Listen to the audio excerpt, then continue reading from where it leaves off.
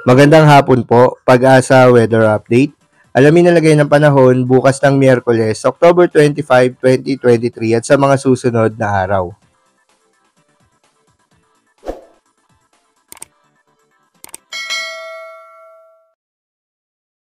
Magandang hapon. Update muna tayo sa lagay na ating panahon ngayong araw ng Martes, October 24, 2023. Sa kasalukuyan ay may dalawa nga tayong weather system na minomonitor at nakakaapekto sa ating bansa.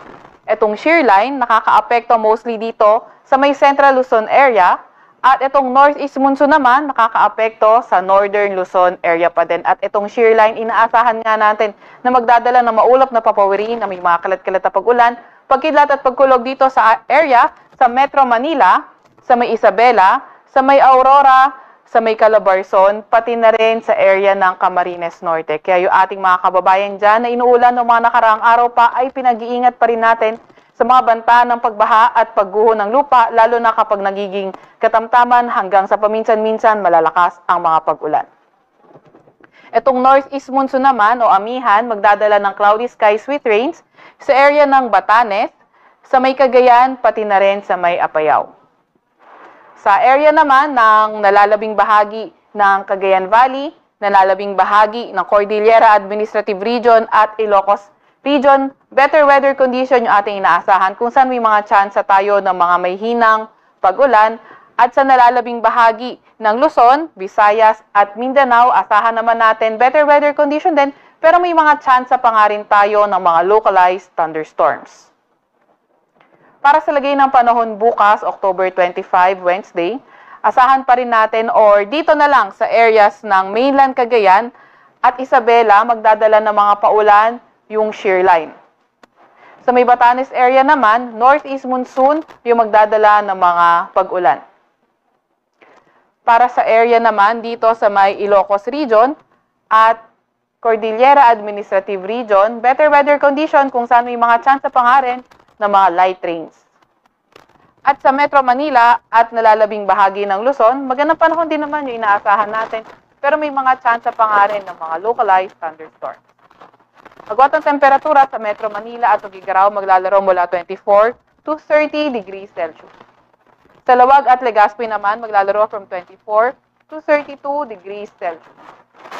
Sa Puerto Princesa at Calayan Island, 25 to 31 degrees Celsius. At sa Baguio at Tagaytay, maglalaro mula sa Tagaytay, 22 to 30 degrees Celsius at sa Baguio ay 17 to 24 degrees Celsius.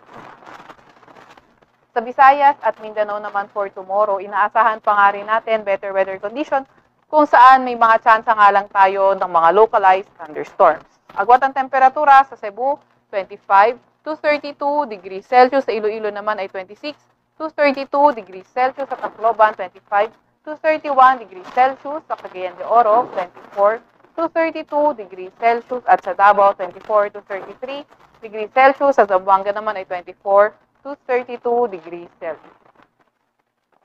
Wala pa rin tayong nakataas na gale warning sa kahit anong baybay na ating bansa, pero ingat pa rin sa papalaot dito sa area sa may bandang Northern Luzon dahil katamtaman hanggang sa maalon yung posible nating maranasan sa lagay ng karagatan.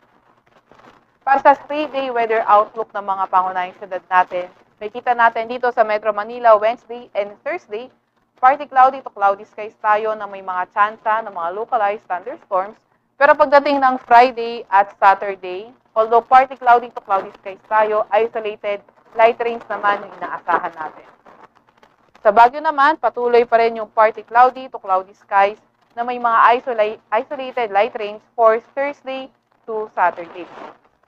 Sa Legazpi City, sa may Metro Cebu and also sa Metro Davao, asahan natin patuloy partly cloudy to cloudy skies na may mga isolated rain showers and thunderstorms. Sa ating Regional Services Division, maglalabas ng thunderstorm advisory, rainfall advisory o di kaya heavy rainfall warning kung kinakailangan.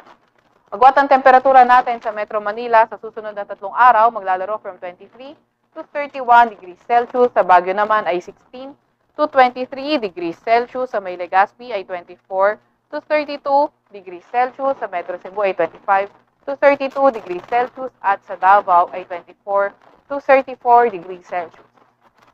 Ang araw ay lulubog mamayang 5:32 ng hapon at sisikat bukas ng 5:49 ng umaga.